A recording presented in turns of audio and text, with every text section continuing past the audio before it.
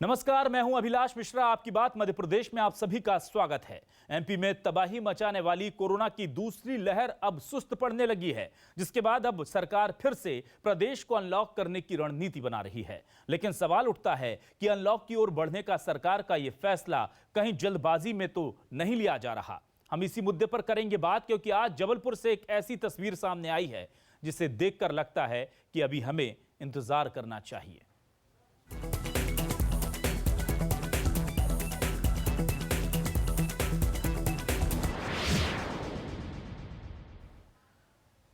तो सरकार ने एक सब कमेटी बना दी है जो ये तय करेगी कि किस तरह से अनलॉक होगा। इससे पहले आज दिन भर बड़ी खबर रही कि क्या 1 तारीख से मध्य प्रदेश में सब कुछ अनलॉक होगा। लेकिन हम उठा रहे हैं सवाल, हल्की सी राहत और सरकार की क्या बढ़ गई है हिम्मत। जी हां, अभी केवल आंकड़े कम हुए हैं, मौतों का आंकड़ा अभी भी खतरनाक है। मध्य प्रदेश में सब कुछ खोलने की तैयारी में है क्या सरकार? न्यूज 24 मध्य प्रदेश छत्तीसगढ़ के सवाल, अनलॉक की बेचैनी पड़ेगी भारी, क्योंकि हम देख चुके हैं कि जब भी थोड़ी सी ढील दी है कोरोना ने डबल अटैक किया है हम पर। और सबसे बड़ा सवाल यही है कि ऐसी भी क्या जल्दी है। ये तमाम सवाल हम उठाएंगे और हमारे साथ कुछ खास मेहमान भी जुड़ेंगे। लेकिन ये आपको एक बार फिर हम दिखा रहे हैं न्यूज 24 मध्य प्रदेश छत्तीसगढ़ के ये सवाल, और हमारे साथ कुछ खास मेहमान इस पूरे मामले पर जुड़ेंगे। अपने दर्शकों को हम बता दें कि मध्य प्रदेश में सरकार जो है लगातार ये कोशिश कर रही है कि अब अनलॉक की तरफ बढ़ा जाए, और अनलॉक की तरफ बढ़ने के लिए तैयारी पूरी है। इस पूरे मसले पर बातचीत करने के लिए हमारे साथ कुछ खास मेहमान जुड़ चुके हैं। हमारे साथ चौधरी राकेश सिंह चतुर्वेदी जुड़ चुके हैं, बहुत बहुत स्वागत है राकेश जी। आपका पूर्व मंत्री रह चुके हैं। हमारे साथ यशपाल सिसोदिया जी जुड़ चुके हैं, बीजेपी के वरिष्ठ नेता विधायक। आपका भी यशपाल जी स्वागत है। और मनीष दीक्षित हमारे साथ वरिष्ठ पत्रकार जुड़ चुके हैं। मनीष जी, बहुत स्वागत आपका न्यूज 24 मध्य प्रदेश छत्तीसगढ़ पर। सबसे पहले मैं राकेश जी आपके पास आना चाहूंगा। आज हमने देखा कि एक सब कमेटी बना दी गई है जो फैसला करेगी कि किस तरह से इस अनलॉक की प्रक्रिया को पूरा करना है। एक माहौल पहले ही बना दिया गया है प्रदेश में कि 1 तारीख से अनलॉक की तरफ हम बढ़ेंगे। लेकिन उस बीच में एक तस्वीर आज जबलपुर की आई, वो तस्वीर भी हम अपने दर्शकों को दिखा दें ताकि दर्शकों को एहसास हो जाए कि हम डिबेट आज इस टॉपिक पर क्यों कर रहे हैं। ये जबलपुर की तस्वीर है। मैं अपने पीसीआर से आग्रह करूंगा कि अगर वो तस्वीर दिखा पाएं कि कितनी जबरदस्त भीड़ थी वहां पर, और इस भीड़ को देख करके मंडी का ये अंदाजा लगाना मुश्किल था। ये देखिए, ये आज की तस्वीर है। कोई गलतफहमी में ना रहे कि हमने कोई फाइल फुटेज निकाल करके आप लोगों को गुमराह किया है। जबलपुर में ये आप मंडी का नजारा देख रहे हैं। आप देखिए, आम दिनों में भी इतनी भीड़ नहीं होती, हजारों लोग खुलेआम घूम रहे हैं। और ये वही जबलपुर है जहां पर लाशों का अंबार लग गया था अब से कुछ दिनों पहले। प्रशासन कहां है, सरकार कहां है, कलेक्टर कहां है, पता नहीं। लेकिन ये तस्वीरें हमें हैरान करने वाली लगी और इसीलिए आज हमने ये टॉपिक चुना। राकेश जी, आपको लगता है कि क्या मध्य प्रदेश सरकार दबाव में है, क्योंकि काम धंधे ठप हैं, सरकार जो है चाहती है कि जल्द से जल्द चीजें सुचारू हो जाए और ऐसे में कोरोना का खतरा जो है उसे नेग्लेक्ट किया जा रहा है? अविनाश जी, मध्य प्रदेश सरकार गंभीर तो कभी नहीं रही इस कोरोना को लेकर, और उनके हाथ में भी नहीं। सही बात है, जनता उनकी कलई खुल चुकी है। जनता स्वास्थ्य सुविधाएं मध्य प्रदेश में ना के बराबर साबित की, और इस बीमारी के लिए तो उन्होंने राम भरोसे छोड़ दिया और कोई व्यवस्थाएं नहीं थी। जनता बड़ी समझदार है। लेकिन ये जो लॉक अभी चल रहा है और इसको खोलने की जो प्रक्रिया चल रही है, इस पे सरकार को, और तो कुछ सरकार के हाथ में है नहीं, लेकिन भीड़ इकट्ठी ना हो, और ये वायरस भीड़ से ही फैलता है, एक दूसरे से ट्रांसफर होता है। तो बहुत ज्यादा इतनी जल्दबाजी की आवश्यकता नहीं है, मैं समझता हूँ। उस स्थिति में जबकि वैज्ञानिक लोग, डॉक्टर्स लोग ये कह रहे हैं कि इसका तीसरा फेज भी आएगा और जो बच्चों को इफेक्ट करे। तो इतनी गंभीर परिस्थितियों के लिए हम अनलॉक के लिए इतने ज्यादा उतावले क्यों हैं? किसका इनके ऊपर ज्यादा जोर चल रहा है? शराब व्यापारियों का है, सिगरेट और इन लोगों का है, तंबाकू वालों का है क्या है? भाई, अगर जबलपुर में आज इतनी भीड़ हो रही है जो अभिलाष जी आपने दिखाई है, तो ये तो वास्तव में बहुत चिंताजनक है। और आप मंडियों में कहीं भी चले जाओ, वहां 200, 500, 600 आदमी तो सब जगह उपस्थित हो रहा है, जहाँ गेहूं बिक रहा है, जहाँ सब्जी बिक रही है। और मैं नहीं समझता हूँ अभी भी 7.5 करोड़ लोग कहीं भी मध्य प्रदेश के सुरक्षित हैं कोरोना से। अभी इसमें जल्दबाजी है, और ये समितियां बनाने से कुछ नहीं होगा। आप जो शिवराज सिंह जी का वही हिसाब है कि इधर उधर उछल कूद कर रहे हैं, वो उस कार्यवाही कोई नहीं कर रहे। पहले उन्होंने जिले के कलेक्टर के ऊपर छोड़ा कि कलेक्टर निर्णय करेंगे। अब उन्होंने राज्य स्तर की कमेटियां बना दी है। उन्होंने कहा है कि हर ब्लॉक स्तर पर साहब किल कोरोना का कार्यक्रम करेंगे। मैं ये मानने को तैयार नहीं हूँ कि आपको जो करना है, किल कोरोना करना है, तो वो आप मेडिसिन से करिए, उस व्यवस्थाओं से करिए। आप नर्सिंग को दीजिए, कंपाउंडर्स दीजिए, हॉस्पिटल्स अच्छे बनाइए, ऑक्सीजन दीजिए। और मूल बात यह है कि जहां पे ब्लैक फंगस, व्हाइट फंगस के इंजेक्शन तक नहीं मिल रहे, लोग परेशान है, जबकि वो रेगुलर लगना चाहिए। अभिलाष जी, अगर एक दिन का गैप ही हो जाता है तो पूरा इलाज बेकार हो जाता है जी। तो मध्य प्रदेश सरकार को बहुत जल्दबाजी में कोई निर्णय नहीं करना चाहिए, अभी रुकना चाहिए, देखना चाहिए एक सप्ताह, और अन्य जो राज्य है, उत्तर प्रदेश है, महाराष्ट्र है, उनको देख के निर्णय करें। ठीक है, बिल्कुल। हम मनीष जी के पास चलते हैं। मनीष जी, ये जबलपुर की तस्वीरें हैं। एक तरफ किल कोरोना अभियान, ब्लॉक लेवल पर जाकर हम कोरोना खत्म कर देंगे, और उधर शहर प्रदेश के एक बड़े महानगर में इस तरह की तस्वीरें सामने आ रही हैं। तो आपको क्या लगता है, क्या कथनी करनी में भी अंतर है, और ऐसा लग रहा है कि कुछ जल्दबाजी में है सरकार? देखिए, ये तस्वीर देखकर तो कोई भी जो है ये बोलेगा कि ये डरावनी तस्वीर है, क्योंकि हम जो पहली फेज के बाद दूसरी फेज में हम लोगों ने या प्रदेश ने झेला है, वो कोई सा शायद ऐसा परिवार नहीं हो मध्य प्रदेश में जिसमें इस कोरोना महामारी को टच नहीं किया हो। कईयों के इसमें पारिवारिक लोग, रिश्तेदार, दोस्त, बहुत सारे लोग इसमें चले गए हैं। और ये तस्वीर तो अभिलाष जी ये दिखाती है कि एक तरफ तो हम कोरोना कर्फ्यू की बात कर रहे हैं, कोरोना कर्फ्यू में इतनी भीड़ कैसे हो गई, वहां का प्रशासन सो रहा है क्या? और इसको देख के, और आप देखिए जितने भी थोड़े से प्रोग्रेसिव स्टेट्स जिनको अपन मानते हैं इस देश में, उन सब ने अभी लॉकडाउन की जो मियाद है वो बढ़ा दी है, जिसको हमारे यहाँ कोरोना कर्फ्यू कहा जा रहा है। तो मेरा ऐसा मानना है कि भाई अभी इतनी जब अपन इतने दिनों से ये सब हो रहा है, तो एक हफ्ते के लिए और इसको एक्सटेंड करना चाहिए, क्योंकि क्या है, जल्दबाजी में कहीं कोई ऐसी भूल ना हो जाए हमसे जिसका पछतावा हमको आगे हो। ठीक, बिल्कुल। यशपाल जी क्या रुक कर लेते हैं। यशपाल जी, आप हमें सुन पा रहे हैं? जी जी जी मिश्रा जी। जी यशपाल जी, यहां पर एक जबलपुर की हमने तस्वीर दिखाई, दूसरी तरफ हम बार बार ये आशंका जता रहे हैं कि हम जल्दबाजी ना करें लॉकडाउन को लेकर। हालांकि आज भोपाल में एक बैठक होती है, उसके बाद सब कमेटी बना दी जाती है, लेकिन इस चीज का एहसास होता है और कलेक्टर भोपाल ये कहते हैं कि अभी हम 1 तारीख से अनलॉक सब कुछ नहीं करने जा रहे हैं। उन्होंने ये इंडिकेशन दे दिया कि भले ही सरकार ये कर रही है, लेकिन प्रशासन समझ रहा है वस्तु स्थिति क्या है। तो ऐसे में एक मैसेज गलत जाता है, लोगों को लगता है कि सरकार ने सब कमेटी बना दी है, भीड़ जबलपुर में जब हजारों लोग उतर गए हैं तो प्रशासन कुछ नहीं कर रहा है, तो जनमानस जो बड़ी मुश्किल से हमने बांध कर रखा हुआ था वो एक वापस फिर सड़कों की तरफ, बाजारों की तरफ जाता है। तो ये स्थिति क्यों बन रही है मध्य प्रदेश में? अब मिश्रा जी, मैं आपने जिस विषय को लेकर के और जो दृश्य आप जबलपुर का दिखा रहे हैं, मैंने सुबह ही आज ट्विटर पे मैंने ट्वीट किया है, और मैंने जबलपुर का, हालांकि ये परिदृश्य देख करके जब मैं एक समाचार पत्र दैनिक भास्कर, उस पर जब इतना बड़ा भयावह स्थिति मुझे दिखी, तो मैंने माननीय मुख्यमंत्री जी को टैग करते हुए सुबह 7-8 बजे ही मैंने एक ट्वीट कर दिया था इस बात को लेकर के कि अगर अनलॉक में स्थिति है, और अगर आंशिक रूप से इसको खोलने का हमने प्रयास किया है, और अगर 1 जून को हम अगर पूरा प्रदेश खोल देंगे तो क्या परिदृश्य होगा। धीरे धीरे एडवाइजरी को इस पे थोड़ा सा कहीं ना कहीं रिलैक्सन देते हुए पार्ट में अगर हम चलेंगे तो मुझे लगता है कि ज्यादा काबू पा पाएंगे। और इस प्रकार अगर स्थिति बनी तो ये जो कोरोना, अभी हम घरों में बैठे हैं, कर्फ्यू के साया में है, जनता कर्फ्यू है, लेकिन इसमें अगर ढील देकर के एक साथ सारे मार्केट, एक साथ सारी मंडियां खुल गई तो निश्चित रूप से ये फिर बेकाबू होगा।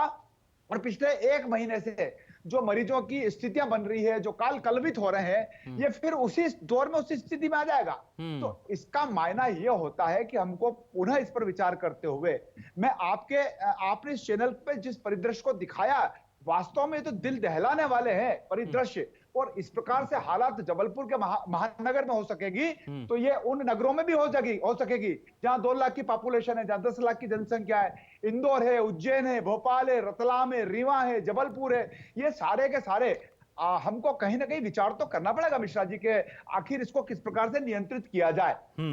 बिल्कुल यशपाल जी, लेकिन बड़ा सवाल यह है यशपाल जी कि लॉकडाउन को तोड़ करके कोई मजबूर भी बाहर निकलता है तो उस पर कानून कार्रवाई कर देता है, लॉकडाउन को तोड़ करके अगर कोई गलती से बाहर नजर आता है तो उसको डंडे भी पड़ जाते हैं। तस्वीरें भी हमने देखी, मुर्गा डांस, नागिन डांस, मेंढक डांस, सब कुछ हमने दिखा दिया। अब प्रशासन पर कोई कार्रवाई नहीं होती, इतनी बड़ी गलती हो गई तो ये तो गलत है ना सर, कि अगर जनता ने कुछ छोटी सी गलती कर दी तो ठीक है, प्रशासन जबलपुर में अगर इतना बिल्कुल इस तरह की चीजों से नावाकिफ है तो फिर तो बहुत मुश्किल है सर। फिर तो सरकार की सारी कोशिशें एक तरफ हैं। नहीं मिश्रा जी, ऐसा नहीं है। जहां प्रशासनिक अधिकारी अगर डंडा चलाते हैं या किसी प्रकार के साथ अभद्र व्यवहार करते हैं तो स्थानीय स्तर पर प्रशासनिक अधिकारी उनके ऊपर कार्रवाई भी करते हैं। देखिए, हम डंडे के बल पर और चांटा मारने के आधार पर और किसी प्रकार से उसको मुर्गा बनाने से हम इस बीमारी को और इस संक्रमण को रोक नहीं पाएंगे। हमको एक माहौल भी बनाना पड़ेगा, लोगों को विश्वास में भी लेना पड़ेगा और उसी आधार पर समय समय पर उन अधिकारियों पर कार्रवाई भी होती है। ऐसा नहीं कि कार्रवाई नहीं हुई है। मध्य प्रदेश में भी अनेक अधिकारियों ने अगर चूक की है या इस प्रकार से उन्होंने किसी को बंधक बना दिया, उसको मुर्गा बना दिया, उसको चाटा मार दिया, तो कार्रवाई तो मिश्रा जी होती दिखती है। लेकिन जनता को भी इस बात को लेकर के अभी सबक लेना पड़ेगा। ठीक है, अभी ये कोरोना की दूसरी लहर पूरी तरह से गई नहीं है। ठीक है राकेश जी, मैं आपके पास आऊंगा। ये तस्वीर का एक पहलू हमने दिखाया, उस पर चर्चा कर ली। अब तस्वीर के दूसरे पहलू की बात करते हैं।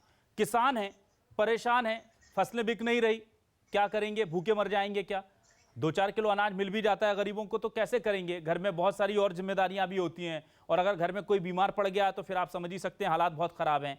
ऐसे में अब किसानों को जरा सी अगर राहत मिलती है या मंडी खुलने की सूचना मिलती है तो मरता क्या ना करता जाकर के वो खड़ा हो जाता है, लाइन में लग जाता है कि भाई लो मेरी फसल बेच लो, कुछ पैसा आ जाए, 6 महीने 4 महीने से बंद हूं।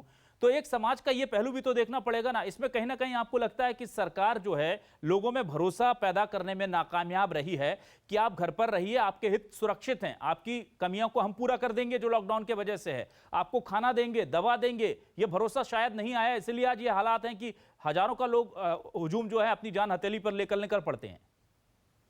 देखिए, किसान अपनी फसल पैदा करता है और एमएसपी पे माननीय मुख्यमंत्री शिवराज सिंह चौहान साहब कई बार घोषणा कर चुके हैं कि उनका एक एक दाना सरकार खरीदेगी। इवन मूंग को भी एमएसपी पे खरीदने की घोषणा उन्होंने कल की है। लेकिन ये सिर्फ और सिर्फ व्यवस्था का प्रश्न है जी। आप देखिए कि ये डिसेंट्रलाइजेशन होना चाहिए था। जो सेंट्रलाइजेशन कर रहे हैं मंडी में, ये समितियों को बड़े बड़े गाँव में और देहात स्तर पर परचेजिंग करना चाहिए, सरकारी खरीदी। ये जो बड़ी मंडियों में जो मेला लगा रहे हैं, ये दुखद है, अविवेकपूर्ण है, अविवेकपूर्ण है, मैं ये मानता हूँ। ठीक, क्योंकि आज ऐसे माहौल में भी आप डिसेंट्रलाइज नहीं कर रहे, ऐसे माहौल में भी आप सहकारी समितियों को गांव-गांव जिम्मेदारी नहीं दे रहे खरीदी की, और आपके पास हमला है, आपको ये एकत्रित नहीं कर। ये सैलाब तो वैसा देख रहे हैं जैसे अपने आप को मुंह में भीड़ हुई है, ऐसे सैलाब देखने को मिल रहा है मध्य प्रदेश में। ये दुर्भाग्यजनक है। और किसान की फसल खरीदी जाए, उसके गांव में खरीदी जाए, उसके नजदीकी गांव में सेंटर बनाया जाए, बजाय वो मंडी में बड़े बड़े शहरों में कस्बों में लाके अपनी फसल बेचे। ठीक है, ये सरकार की नाकामी। मनीष जी, आपको लगता है कि अगर सरकार को ये करना भी था तो एक मानवीय पहलू था कि लोगों की फसल बिक जाए, समय पर बिक जाए ताकि उन्हें पैसा मिल जाए, तो उसके लिए एक सिस्टम बना लेना था। लेकिन हर बार हम देखते हैं कि सरकार की नीति अलग होती, नियत अलग होती है, लेकिन नीति में कमी रह जाती है, जिसकी वजह से सारी मंशा उनकी रखी की रखी रह जाती है। और खासतौर से हमारा जो निचला सिस्टम है वो उसमें और आग में घी डालने का काम कर देता है। मनीष जी, बिल्कुल सही कहा आपने। और ये जो तस्वीर आप दिखा रहे हैं, ये प्रमाण है इस बात का कि हमारी तैयारियां अनुकूल नहीं है। हम जिस तरह से इसको कंट्रोल करके अभी एक लेवल तक हम नीचे लेके आए हैं, और अगर ये सिचुएशन 2-4 जगह और बनी तो इस प्रकोप को और बढ़ने से कोई नहीं रोक सकता। एक चीज की तरफ और ध्यान दिलाना चाहूंगा मैं कि अभी क्या हो रहा है, पिछले 15 दिनों से कोरोना को पता कैसे चलता है? आरटीपीसीआर टेस्ट से। अभी मध्य प्रदेश का अगर आप आंकड़ा उठा के देखें तो पिछले एक हफ्ते से जो आरटीपीसीआर और एंटीजन का रेशो है वो उल्टा हो गया। आरटीपीसीआर आप मान के चलिए कि केवल 20% आरटीपीसीआर हो रहे हैं, और एंटीजन के बारे में हम सबको मालूम है कि उसकी विश्वसनीयता कितनी है, क्योंकि उसको कोई प्रूफ नहीं मानता है किसी चीज का कि भाई आपका अगर एंटीजन रिपोर्ट निगेटिव आई तो उसके लिए भी आपको आरटीपीसीआर करवाना पड़ता है। तो 2 फ्रंट पे सरकार को काम करना चाहिए। एक तो ये कि जितना हो सके जहां पर भी इस तरह के संक्रमित लोग दिखते हैं या जिनमें सिम्टम्स है, उनके आरटीपीसीआर टेस्ट कराए जाएं और प्रशासन उनका इतना मुस्तैद हो, क्योंकि ये जबलपुर प्रशासन पे शर्म आ रही है ये देख के कि वहां के अधिकारी कर क्या रहे हैं। जब इतनी बड़ी भीड़ जुड़ रही है तो क्या अधिकारी वहां सो रहे थे? और उसके बाद भी आज कोई एक्शन नहीं होना ऐसे अधिकारियों पे जिन्होंने आपको उसको एक जिसको बोलते हैं ना कि एक हब बना दिया है अपने शहर को। ये सब लौट के अपने गांव में जाएंगे, वो क्या करेंगे? भगवान ना करे इनमें से कोई संक्रमित हो जाए तो क्या स्थिति होगी? बिल्कुल, वाकई में ये बड़ा बड़ा सवाल है, और जिसे हम सुपर स्प्रेडर कहते हैं, ये तो वैसा ही लग रहा है, भगवान ना करे, लेकिन कैसे ये चीज़ें समझ आएंगी। लेकिन एक बड़ा बिंदु आपने उठाया, जो तकनीकी बिंदु है, उस पर मैं यशपाल जी के पास जाना चाहूँगा। यशपाल जी, हम देखते हैं मध्य प्रदेश में कोरोना का ग्राफ तेजी से बढ़ता है। सरकार तमाम कोशिशें करती है, ऑक्सीजन जुटाती है, लेकिन हम देख रहे हैं कि ग्राफ बढ़ता जा रहा है। फिर अचानक सरकार अपनी रणनीति में बदलाव करती है, और ये नाटकीय बदलाव क्या होता है कि एंटीजन और आरटीपीसीआर टेस्ट रेशियो जो है उसे बदल दिया जाता है धीरे धीरे, बहुत सोची समझी रणनीति के तहत। एक दिन में नहीं होता। पहले, जबकि सेंट्रल की साफ गाइडलाइन है कि 30% से ज्यादा एंटीजन नहीं होने चाहिए, 70% आरटीपीसीआर होने चाहिए। आज की डेट में मध्य प्रदेश में क्या हो रहा है? पहले हल्का सा हम देखते हैं कि एक गिरावट आती है टेस्टिंग में, टेस्टिंग का आंकड़ा कम होता है, और उसके बाद टेस्टिंग के आंकड़े को लेकर के जब विपक्ष सवाल उठाता है तो उसे बाकायदा टेस्टिंग के आंकड़ा तो पूरा हो जाता है, लेकिन खेल हो जाता है आरटीपीसीआर और एंटीजन का। क्या ये बड़ी वजह है कि मध्य प्रदेश में हमें लग रहा है कोरोना के आंकड़े कम हो रहे हैं? और ये जरूरत क्यों पड़ी, जब सेंट्रल में तो सरकार आपकी है सर, जब वो गाइडलाइन दे रहे हैं, तमाम बड़ी मेडिकल एजेंसियां गाइडलाइन दे रही हैं कि 30% से ज्यादा एंटीजन मत कीजिए, क्या जरूरत है मध्य प्रदेश को कि 50, 60, 70% तक एंटीजन टेस्ट करा करके आरटीपीसीआर के आंकड़े को कम कर दिया जाता है? देखिए मिश्रा जी, जो वेव ने स्पीड पकड़ी थी, और अभी जिस प्रकार से कई लोग काल कल्पित हो रहे थे, और इस बीच फीवर क्लिनिक जो पिछले समय में हो चुका था, नहीं हुआ, कम हुआ, उसको गति देने को लेकर के, और आरटीपीसीआर की जांच स्थानीय स्तर पर नहीं होती है, जिला मुख्यालयों पर नहीं होती है, मेडिकल कॉलेज के अलावा नहीं होती, तो उसमें थोड़ा विलंब भी होता है। 6-6, 7-7 दिनों तक रिपोर्ट आने में समय लग रहा था। यह अलग बात है कि मैंने मंदसौर जिला मुख्यालय पर मेरी विधायक निधि से लगभग 35 लाख रुपए, दानदाता से 15 लाख रुपए और 50 लाख रुपए का मैंने मंदसौर जिला मुख्यालय पर, मंदसौर विधानसभा क्षेत्र के मुख्यालय पर आरटीपीसीआर की मशीनों को स्थापित कर दिया है। आईसीएमआर से हमको अनुमति मिलना शेष रह गई है। लेकिन आप जिस प्रकार से बता रहे हैं, और आपका कहना बिल्कुल ठीक है कि जो प्रमाणिक जो जांच है वो आरटीपीसीआर ही है, और इसमें कोई नाटकीय प्रदर्शन नहीं है। हमारे पास इसके अलावा कोई विकल्प नहीं है मिश्रा जी कि हम अधिक से अधिक फीवर क्लिनिक पर पहुंचे, लोगों का रेंडम। अब हमने मंदसौर में अगर ये माने कि हमने 1032 लोगों का 2 दिन पहले रेंडम हमने एंटीजन जांच करवाया, उसमें से लगभग 32 लोग ही हमारे पॉजिटिव आए। जहां तक आदरणीय राकेश जी चतुर्वेदी ने जो बात उठाई थी, जिसका प्रश्न आपने किया था, देखिए सौदा पत्रक भी हमने बीच में लगाया। अभी किसानों को सीधा मंडियों में जाने के बजाय स्थानीय स्तर पर सौदा पत्रक के माध्यम से, आपको याद हो तो पिछली जो वेव आई थी, पिछली जो लहर थी, उसमें भी सौदा पत्रक हमने लागू किया था। और अभी मंडियां चूंकि बंद है, तो सौदा पत्रक के माध्यम से भी हमने किसानों का माल समय पे खरीद जाए, इस बात की चिंता की। और गेहूं का जो उपार्जन मिश्रा जी हमने किया है, हमने दाना खरीदा है, उसमें अगर समय बढ़ाने की बात है तो हमने समय भी बढ़ाया है। और आज ही की बात बता रहा हूं मैं मिश्रा जी, हमने आज मध्य प्रदेश में 11,28,130 निर्माण श्रमिक जो पंजीकृत हैं, उनके खातों में 112.883 करोड़ रुपए, मतलब 112.883 करोड़ रुपए की राशि हमने आज दोपहर को 3 बजे ट्रांसफर की है। हम श्रमिकों की चिंता कर रहे हैं, हम किसानों की चिंता कर रहे हैं, हम बीमारों की चिंता कर रहे हैं, हम टेस्टिंग की चिंता कर रहे हैं, हम फीवर क्लिनिक की चिंता कर रहे हैं, हम पोस्ट कोविड हमारे नए केंद्र स्थापित हो जाए, ताकि जो फंगस की बीमारी है, अन्य जो रिएक्शंस आ रहे हैं, उसको कंट्रोल करने के लिए भी हमने इस स्तर पर प्रयास प्रारंभ कर दिए। जी मनीष जी, आप कुछ कहना चाह रहे थे? मनीष जी, ये कहना चाह रहा हूँ, जो हमारे माननीय सिसोदिया जी कह रहे हैं कि सब चिंता कर रहे हैं, तो दादा चिंता करना सरकार का काम है। अब सरकार में हो, आपको ये करना ही है। अगर आप नहीं करोगे तो आपका सरकार में बने रहने का कोई औचित्य नहीं है। सरकार को ये सब करना है, और यही चिंता अगर हम 4 महीने पहले कर लेते सिसोदिया जी, तो शायद हमको ये स्थितियां नहीं देखनी पड़ती। सिसोदिया जी, देखिए मनीष जी, 4 महीने के पहले की स्थिति हम देखिए उससे उभर भी नहीं पाए थे। ऐसा नहीं कि सरकार हाथ पे हाथ धरे बैठ गई थी। ये जो सेकंड जो लेयर आई, अच्छा बताइए, लेयर में एक नया लेयर आ गई, व्हाइट फंगस, ब्लैक फंगस, पीला फंगस, ये जिस प्रकार से ये जो वायरस ने जो घेरा है पूरे विश्व को, और उसमें आज तैयारी कर रहे हैं, कल नया स्वरूप आ जाएगा, कल नया स्वरूप आ जाएगा, परसों नया स्वरूप आ जाएगा। और फिर जिस प्रकार से मेडिकल साइंस ने तो हिंदुस्तान में तरक्की की है, और उसके आधार पर हमारे जो सीमित संसाधन थे मनीष जी, उसके बावजूद भी जो रणनीति भारत की सरकार बनाए हुए अन्य राज्य भी कर रहे हैं। ऐसा नहीं अपने अपने राज्य अपने अपने तय सब काम कर रहे होंगे। ठीक है, आलोचना करने के लिए नहीं कह रहे होंगे राजस्थान में क्या हो रहा होगा, छत्तीसगढ़ में क्या हो रहा होगा, महाराष्ट्र में क्या होगा। ठीक है सिसोदिया जी, अपने तय सब अपने हिसाब से काम कर रहे हैं, और करना भी चाहिए, जैसा आपने कहा सरकार का दायित्व होता है। और ठीक है सरकार राकेश जी, दायित्व में दृढ़ संकल्पित है और कृत संकल्पित है। राकेश जी, सीमित संसाधनों में करीब 15 साल बीजेपी पहले शासन कर चुकी है, अभी का 1 साल और जोड़ लीजिए, और उसमें हम देखते हैं कि डॉक्टरों के पद आधे करीब खाली पड़े हुए हैं, पैरामेडिकल स्टाफ हड़ताल पर चला जाता है, संविदा कर्मचारी 2 दिन से हड़ताल कर रहे हैं, थाली और शंख बजा रहे हैं कि जिस थाली शंख को सुनकर के पूरे हिंदुस्तान से कोरोना भागा था, शायद सरकार उसको लेकर के जाग जाए। तो ये तमाम चीज़ें भी हो रही हैं, और इसके लिए स्वास्थ्य सुविधाओं के लिए, संसाधनों की कमी के लिए किसे जिम्मेदार मानते हैं आप? देखिए, पिछले 15 वर्षों से भाई यशपाल सिंह जी जिस दल के विधायक हैं, उसकी सरकार है, 1 साल का पीरियड बीच का छोड़ दो, और 15 साल मैं समझता हूं कि बहुत लंबा पीरियड होता है किसी प्रदेश की दशा और दिशा को बदलने। लेकिन 15 साल में ये लोग अस्पतालों में व्यवस्था नहीं कर पाए, इसकी कलई तो खुल गई।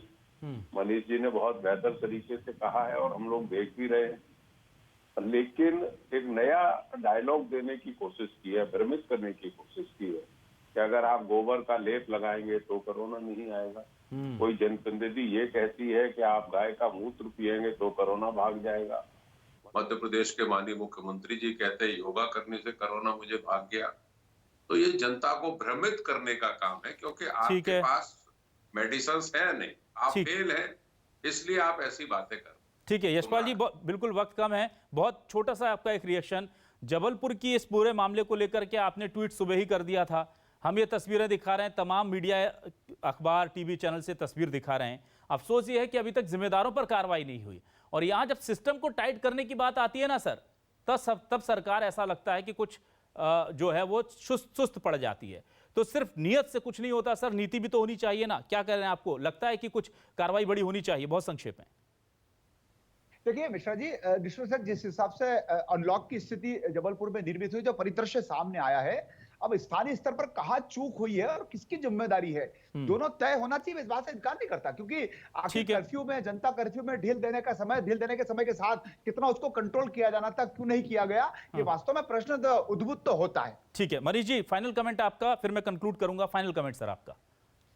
इसमें तो यही है साहब, अगर आप जबलपुर वाले इस एपिसोड में कार्रवाई नहीं करेंगे तो ये दृश्य हमको कहीं और देखने को ना मिले, क्योंकि जिसको बोलते हैं ना कि जैसे ही गलती हो आप अगर उस तत्काल कार्रवाई होगी तो ये इन चीजों का रिपीटेशन नहीं होगा, जो बहुत जरूरी है। जी बिल्कुल, बहुत बहुत शुक्रिया आप तीनों मेहमानों का। और दरअसल हम इस खबर को इसलिए दिखा रहे हैं क्योंकि हम नहीं चाहते कि एक बार जो हमारी गलती सरकार कर चुकी है, जिसकी वजह से हालात बहुत खराब हो गए थे, वैसी कुछ गलती हो। आज हमारे पास दूसरे बहुत सियासी टॉपिक थे जिनको हम चुन सकते थे, लेकिन हमें लगा कि हम जनता की बात करते हैं तो जनता के हित से जुड़े इस मुद्दे को उठाएं और आने वाले खतरे को लेकर हम सरकार को आगाह कराएं। बहुत बहुत शुक्रिया राकेश जी आपका, यशपाल जी आपका, मनीष जी आपका, हमारे इस खास डिबेट में जुड़ने के लिए और हमारे साथ इस पूरे डिबेट में हिस्सा बनने के लिए। तमाम दर्शकों का भी हम शुक्रिया अदा करेंगे। यहाँ पर हम छोटा सा विराम ले रहे हैं, आगे हम करेंगे छत्तीसगढ़ की खास बात, यानी आपकी बात।